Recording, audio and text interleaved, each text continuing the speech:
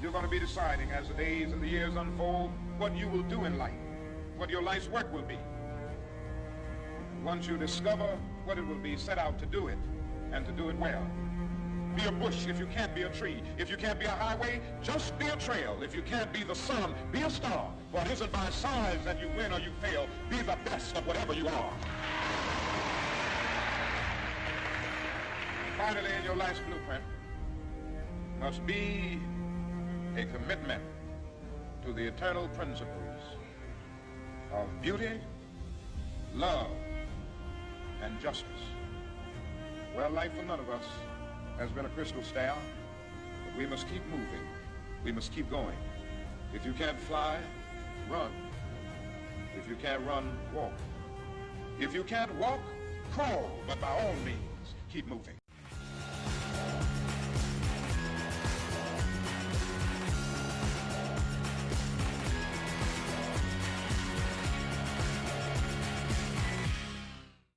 Report a diagnosis of traumatic asphyxia or strangulation.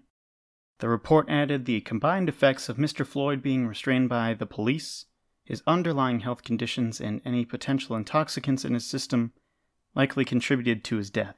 I don't want to speculate too much, but that is fishy. So it almost sounds like a cover-up to me, or cover your butt. In this case, the medical examiner is covering the police's butt. The way they stress his underlying health conditions and intoxicants in his system, this is just teeing it up for Trump and the whole MAGA crowd, including those who basically celebrated this death, to say, oh, it's his fault. The victim blaming is going to start soon, I bet. But that's just so weird. How is strangulation in no way a part of the death? And, I just had a scary thought just right now. If they use that at trial, this guy might walk free. And if we think it's getting bad now, I think my generation is going to have its own experience of a Rodney King riot. Because if this guy walks, man. People, the internet is an amazing thing. They snooped around and they found this guy's Instagram accounts. And he is decidedly Trump. He has MAGA 2020 in there, some other stuff. So you can see this coming and kind of see the motive there. And they not only found that, he fled to Florida, I heard. So they didn't know where he was. And then Twitter found his Florida address. Like, the internet is incredible these days. I don't know how anyone is ever getting away with murder these days. But in any case, the governor is obviously pleading for order. Just for looks' sake, I hope the looting doesn't continue. But we'll see. We'll see. I think this is just a lot of frustration boiling over. And on top of that, we thought Trump's attacks on the First Amendment were crazy. This was even crazier. A CNN crew was arrested live while they were doing a live shot. They were arrested because the police were saying, oh, they didn't move when we told them to. The reporter was black and the cameraman was Hispanic. And a CNN reporter about a block away who was with the crew, who was white, was merely given a warning. But the other two were arrested and taken into custody for about an hour. Credit to Governor Tim Walz, though. He intervened and he got him out as soon as the CNN president called him. He said he was working on it. Obviously not a great look, and I think that there's a lot of problems with the Minnesota police at the moment, or at least this precinct, maybe this county. Something is, it's unprecedented here. Circling back to those Trump tweets, the one that stood out to me, to everyone, Twitter flagged it for glorifying violence, inciting violence, and the White House quoted the tweet on their official Twitter, and they did their little notification there too that this is inciting and glorifying violence, but that they felt it still served the public interest to keep it up.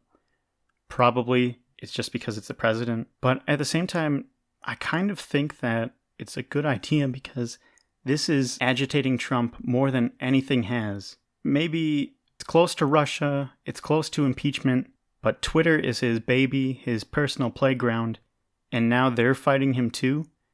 he is very quickly becoming unhinged, and it's a good thing because it shows people how insane he is and how unfit he is. But the bad part is he is still the president, and he can still do so much with his power, and Republicans are just going to let him. So we have to watch out. But the tweet said, if they start looting, start shooting. Think about that. A U.S. president tweeted that.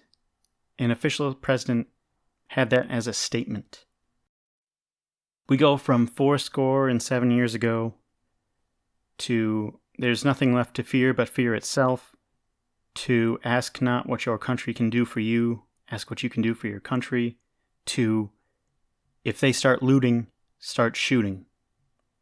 This is getting into quick news commentary, but how can anyone left on the face of this planet think that Donald Trump is good for this country? Who wakes up every morning and says, man, isn't it great? Trump is a fantastic president, and I trust him. He's amazing. No. Who can imagine what 4 more years is going to look like? This is after 3.5. Not even a half. Do you think we could survive 8 full years of this? What do we have left? What will we have left? Now, I think it's a strong likelihood that he's going to die before then. But then we have Pence. Joe Biden would never let any of this happen. And he never will. And he's clearly the candidate to choose in November. Because what's left to say? A president tweeted to shoot citizens of his country.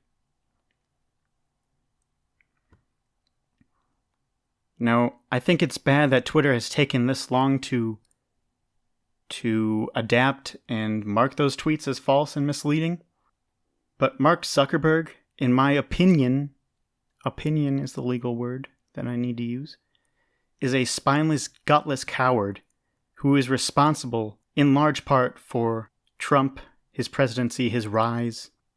He's saying Twitter's wrong for doing it, and that Twitter's censoring the speech and all that. And the phrase he used was arbiter of truth or facts or something like that. And Jack was like, no, I'm just telling them what's... And the Twitter CEO had a good comeback to that, but man, I don't know. I am so close to deleting the Facebook for Quick News Daily because how can you support it at this point?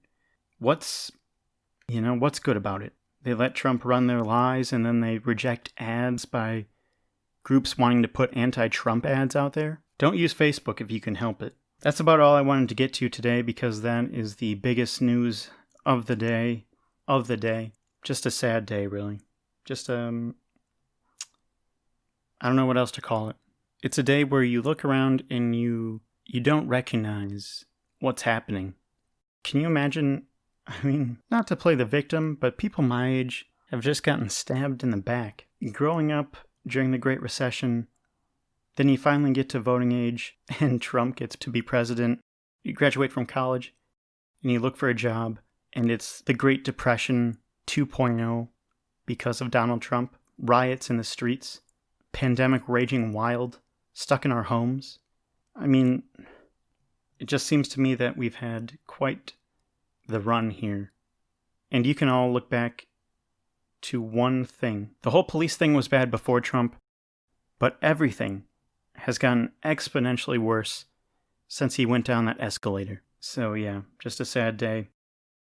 I'm hoping to put together on the weekends now, like a mega show. It's like a weekly recap where I just stitch together all of the week's shows so that if you like to listen to news in one big shot, or if you want to go back and hear something, or if you just like listening to longer podcasts, that might be for you. So be on the lookout for that.